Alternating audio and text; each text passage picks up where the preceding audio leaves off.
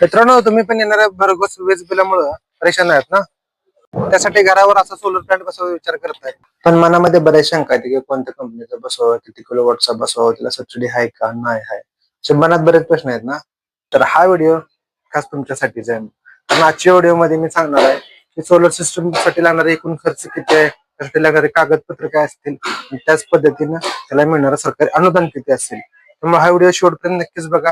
Video आवडल्यास व्हिडिओला नक्कीच लाईक करा आणि अशाच नवीन नवीन माहितीसाठी आपल्या चॅनलला सबस्क्राईब करा. मित्रांनो, सुरुवात करूया व्हिडिओला. आता मार्केटमध्ये सोलर पुरवणाऱ्या वेगवेगळ्या बऱ्याच कंपन्या आहेत. त्याच्यामध्ये टाटा, अदानी, युटीएल, त्याच्यामध्ये विक्रम सोलर, किर्लोस्कर, अशा वारे, अशा बऱ्याच कंपन्या आहेत. आता तुम्ही कोणत्या कंपनीचं घेणार त्याच्यावर अवलंबून आहे. मोठा मोठा अंदाज सांगतो तुम्हाला. जर टाटाचा तुम्ही सोलर 3 किलोवॉटचं घेतलं तर त्याची प्राइस आहे 2,10,000 रुपये. आता जसं मी हा युटीएलचं घातलं तर युटीएल ची प्राइस आहे 1,80,000 रुपये. वेगवेगळ्या ब्रँड नुसार थोडेफार 10-20 हजार त्यांच्या किमतीमध्ये थोडा फरक पडतोय. आता युटीएल 1,80,000 रुपयाची कॉस्ट आहे, तर त्याच्यामध्येच आपल्याला सबसिडी मिळते 78,000 रुपये. आता कसं आहे, वेगवेगळ्या किलोवॉटला वेगवेगळी सबसिडी आहे. समजा 1 किलोवॉट असेल तर त्याला त्याची प्राइस आहे 90,000 रुपये. युटीएलचं पकडून चाललोय आपण. युटीएल जर घेतला तुम्ही तर त्याची 1 किलोवॉटची प्राइस आहे 90,000 रुपये. त्याच्यामध्ये तुम्हाला सबसिडी मिळते 30,000. समजा 2 किलोवॉटचा घेतला तर त्याची प्राइस आहे 1,50,000 रुपये आणि सबसिडी मिळणार आहे 60,000 रुपये. त्याच पद्धतीने जर तुम्ही 3 किलोवॉटचा घेतला तर त्याची प्राइस आहे 1,80,000 रुपये, ज्याची सबसिडी मिळते तुम्हाला 78,000 रुपये. आणि आता मॅक्सिमम सबसिडी 78,000 3 किलोवॉट पर्यंत आहे. त्याच्या पुढे समजा तुम्ही 5 किलोवॉट वगैरे जरी घातलं तरी सबसिडी हे तुम्हाला 78,000 रुपये मिळणार. त्यापेक्षा वाढीव सबसिडी मिळत नाहीये. आता हे सबसिडी देतो कोण?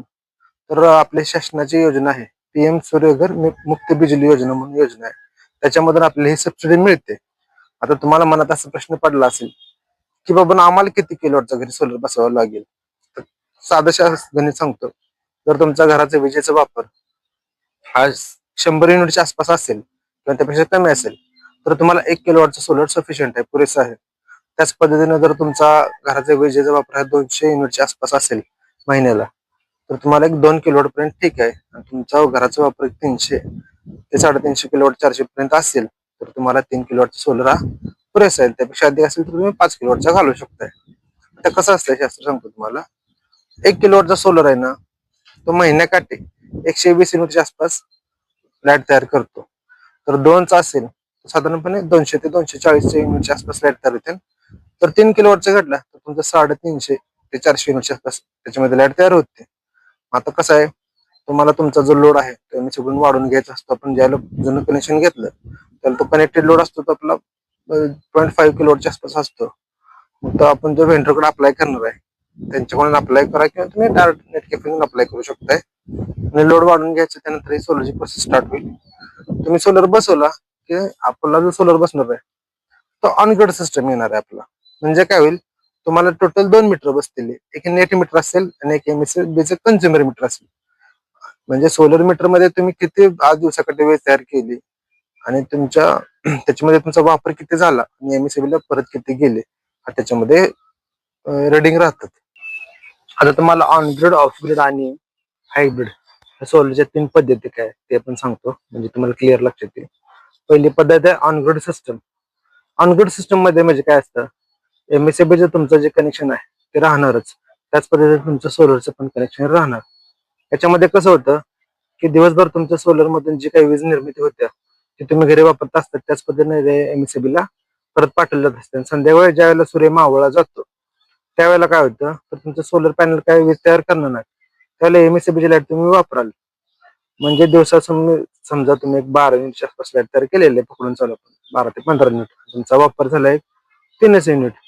मग संध्याकाळी काय होणार, सोलर सूर्य मावळल्यानंतर सोलर बंद झालेला आहे, त्याला परत एमएसबी कडून तुम्ही लाईट घेतलेली आहे ते वापरणार. याचा जो हिशोब आहे, म्हणजे तुम्ही एमएसबी ला किती दिले किंवा एमएसबी कडून तुम्ही परत किती वापरले त्यासाठी नेट मीटर असतं. त्याच्यामध्ये महिन्याकाठी कळून जातं तुम्हाला किंवा डेली पण समजतं. महिन्याकाठी पकडून चाललो की आपण या महिन्यामध्ये आम्ही समजा 350 युनिट लाईट तयार केलेली आहे, ते एमएसबी ला परत दिले. त्याच पद्धतीने आमचा वापर 300 युनिट झालेला आहे टोटल. तर कसं होणार, एमएसबी तुमचं 50 युनिट तुम्हाला परत देणं बाकी आहे असा तो हिशोब असतो. त्याचा फायदा काय, त्याची किंमत तुलनेनं कमी आहे.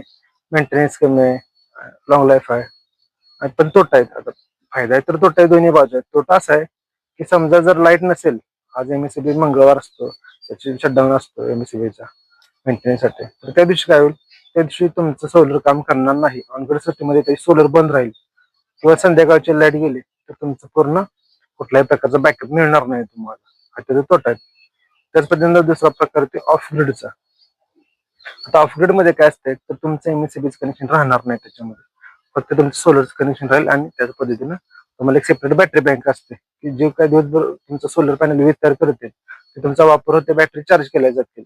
संध्याकाळच्या वेळे त्या बॅटरी चार्ज आहे ना, त्याच्यामधून आपल्या घरातील लाईट वापरली जाईल. हा त्याचा फायदा आहे. म्हणजे वीज असली काय नसली काय तुमचा वापर हा कंटिन्यू राहणार आहे.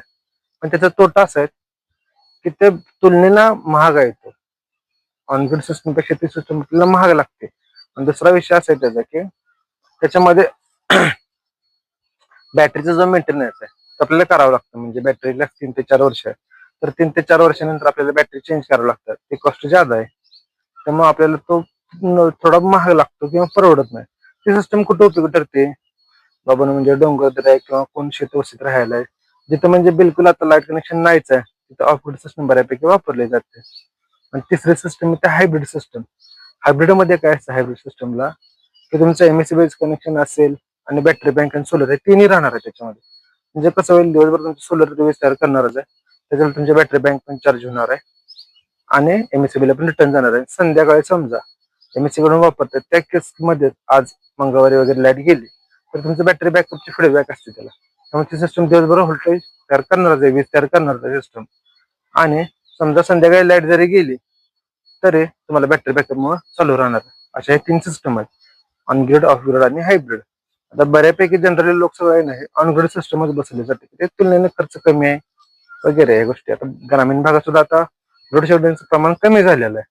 ही जी सगळी सिस्टम 1,80,000 ह्या सगळा खर्च हा इन्क्लूड आहे त्याच्यामध्ये. मग वेंडर जो असेल, तुम्ही ज्या वेंडर कडून घेतलेलं आहे सिस्टम, त्याच्यामध्ये त्याने पूर्ण हे स्ट्रक्चर आहे, ते स्ट्रक्चर बनवून देण्यापासून प्लेट जोडणे, वायरिंग काम असतील, मीटर बसवणे, ते मीटर एमिशन टेस्ट करून घेणे, त्याच पद्धतीने इन्व्हर्टर जोडणे, ऑल ओव्हर वायरिंग वगैरे आणि अर्थिंग सहित हे तो वेंडर तुम्हाला करून देत असतो. त्यामुळं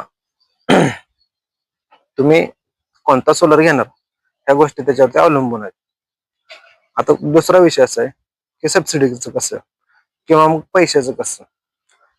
तर शासन आज तुम्हाला यासाठी बँक लोन पण देतं. मग त्याच्यामध्ये आता बँक लोन साठी काय क्रायटेरिया आहे तो पण सांगतो तुम्हाला, की बँक लोन जो आहे ते तुम्हाला अल्प व्याजदरानं, म्हणजे पहिला रेट होता तो 6% होता, आता त्यापेक्षा कमी झाला, तर 5.5% व्याजदरानं बँक तुम्हाला कर्ज देते. 100% मध्ये कर्ज देते, म्हणजे सोलर बसवायसाठी तुम्हाला 100% बँक लोन देते. मग कसं आहे, त्यासाठी तर कागदपत्र लागतात. ते कागदपत्र काय काय लागतात त्याची एक लिस्ट आहे. त्या लिस्ट प्रमाणे कागदपत्र लागणार, या लिस्ट प्रमाणे आपल्याला कागदपत्र देखील लागणार, ते तुम्ही सादर करायचे बँकेपुढे. आणि त्यानंतर जे सबसिडी रक्कम आहे ते दाड तुम्हाला हातात कॅश दिली जात नाही. जर तुम्ही लोन केलं असेल तर ती तुमच्या कर्जाच्या रकमेतून वजा होते. म्हणजे तुमचा टेनवर समजा काय असेल 8 वर्ष 10 वर्षाचा, तर जी प्रिन्सिपल अमाऊंट आहे त्याच्यातूनच तो वजा होणार आहे. त्याच पद्धतीने समजा तुमच्याकडे पैसे तुम्ही लोन केलेला नाहीये, तर डायरेक्ट तुमच्या अकाउंटला ती सबसिडी जमा होऊन जाईल, असा विषय आहे. आता याचे फायदे काय आहेत, तर या सोलरची लाईफ जी आहे ते जवळजवळ 25 ते 30 वर्ष लाईफ आहे. म्हणजे एकदा का तुम्ही इन्व्हेस्टमेंट केले पुढे 30 वर्षापर्यंत तुम्हाला वीज बिल खर्च शून्य आहे. म्हणजे समजा आता फेब्रुवारी म्हणतोय मी, आता सोलर माझं चालू झालं तर हा येणाऱ्या मार्च एंड पर्यंत मला एमएससीबी ला मिनिमम चार्जेस भरायचे आहेत. तिथून पुढे मिनिमम चार्जेस हे भरायची आवश्यकता नाहीये. त्याच पद्धतीने 30 वर्ष तुमचा वीज बिलाचा खर्च शून्य झाला. वापर तुम्ही करू शकता मनसोक्तपणे, कारण मग आता 3.5 किलोवॉटला 350 युनिटच्या आसपास लाईट तयार होणार आहे. त्याच्यामध्ये मग कसं आहे, तुम्ही आता तुमची पेट्रोलची बाईक वापरताय त्या जागी तुम्ही इलेक्ट्रिकल स्कूटी पण वापरू शकता चार्ज करून. किंवा आता इंडक्शन कुकर असेल, गॅस सिलेंडर महाग आहे तर इंडक्शन कुकर वापरा ना, कारण आता लाईट आपण स्वतः घरी तयार करतोय ना, तर हा पण आपल्याला फायदा होणार आहे. असे बरेच फायदे आहेत. 25 ते 30 वर्ष त्याची लाईफ आहे. या सोलर प्लेट्सला 25 वर्षाची वॉरंटी आहे. त्याच पद्धतीने इन्व्हर्टरला 10 वर्षाची वॉरंटी राहते. दुसरा महत्वाचा मुद्दा याच्यात असतोय तो म्हणजे प्लेट क्लिनिंगचा. तर महत्वाचं काय काम करायचं आपल्याला, तर ते सोलर प्लेट आहे तर डेली केलं तर बेस्टच आहे, पण किमान आठवड्यातून 1 2 3 दिवस तरी ते तुम्हाला क्लीन करायचे. जितकं तुम्ही त्याचं क्लिनिंग ठेवाल तितकं तुम्हाला व्होल्टेज ज्यादा युनिट्स ज्यादा तयार होणार आहे. कारण धुळीमुळे त्याच्यावरती थर बसला की जनरेशन कमी येत जातं. त्यामुळं त्याला क्लीन करा. फक्त क्लिनिंग करताना सेफ्टी काय घ्यायची तुम्हाला, सकाळी लवकर किंवा मग संध्याकाळी सूर्य मावळल्यानंतर. तर सकाळी सूर्य उगवायच्या अगोदर नसेल तर संध्याकाळी सूर्य मावळल्यानंतर त्याला तुम्ही साफ करायचं. दिवसात चालू असताना किंवा दुपार पेट गरम असताना त्याच्यामध्ये डिसेबल्ड जनरेट होत असतं. तर त्या केसमध्ये तुम्ही त्याच्यावर पाणी मारायचं नाही, त्याला क्लीन करायचं नाही. त्याच्यामध्ये तुम्हाला आहे ना शॉक बसण्याचं किंवा गंभीर दुखापत किंवा मृत्यू होण्यापर्यंत इतका शॉक बसू शकतो. डीसी व्होल्टेज असले तरी ते धोकादायक साबित होणार आहे. त्यामुळे दिवसा अजिबात त्याला क्लिनिंग त्या विषयावर कधी घ्यायचं नाहीये. आणि क्लिनिंग जितकं तुम्ही चांगलं ठेवाल तितकं तुम्हाला युनिट्स ज्यादा तयार होणारच आहे. आता याच्यामध्ये आपल्याला अजून फायदे कसे आहेत चष्म्याचे तर सांगतो. जर तुम्ही बीपीएल म्हणजे दारिद्र्यरेषेखाली आहात आणि तुमचा महिन्याचा विजेचा वापर हा 100 युनिटपेक्षा कमी असेल तर तुम्हाला त्याच्यामध्ये जवळपास 95% सबसिडी मिळते. म्हणजे तुम्हाला फक्त 5% रक्कम भरून सोलर मिळू शकतं. त्याच पद्धतीने जर तुम्ही SC ST मधून असाल तर जवळपास 90% सबसिडी मिळते. तर SC ST मधून आहात, तुमचा महिन्याचा विजेचा वापर हा 100 युनिटपेक्षा कमी आहे तर तुम्हाला 90% सबसिडी आहे. म्हणजे 10% फक्त रक्कम भरून तुम्हाला योजनेचा लाभ घेता येणार. आणि त्याच पद्धतीने जर तुम्ही AWS असाल, आर्थिकदृष्ट्या मागासवर्गीय, आणि तुमचा जर महिन्याचा युनिट जर 100 पेक्षा कमी असेल तर तुम्हाला 80% मध्ये सबसिडी मिळणार आहे. म्हणजे फक्त 20% तुम्ही रक्कम भरून 1 किलोवॉट पर्यंत सोलर सिस्टम तुम्हाला बसणार आहे. आता जसं सांगितलं की बीपीएल असेल, SC असेल किंवा AWS ज्यांचा वापर 100 युनिटपेक्षा कमी आहे त्यांना फक्त 1 किलोवॉट पर्यंत सोलर सिस्टमसाठी हे अनुदान उपलब्ध असणार आहे. त्याच पद्धतीने आता पुढच्या व्हिडिओमध्ये PM कुसुम योजना म्हणजे शेती पंपासाठी मागेल त्याला कृषी पंप, सोलर कृषी पंप योजना आहे ज्याच्यामध्ये 90% अनुदान मिळतं. त्याच्यावर पण व्हिडिओ आपण लवकरच घेऊन येणार आहे. तुम्ही आता सोलर बसवणार आहात का, त्या गोष्टी मला नक्कीच कमेंट करून सांगा. व्हिडिओ नक्कीच लाईक करा. तसेच पुढील नवीन व्हिडिओसाठी आपल्या चॅनल नक्कीच सबस्क्राईब करा. धन्यवाद.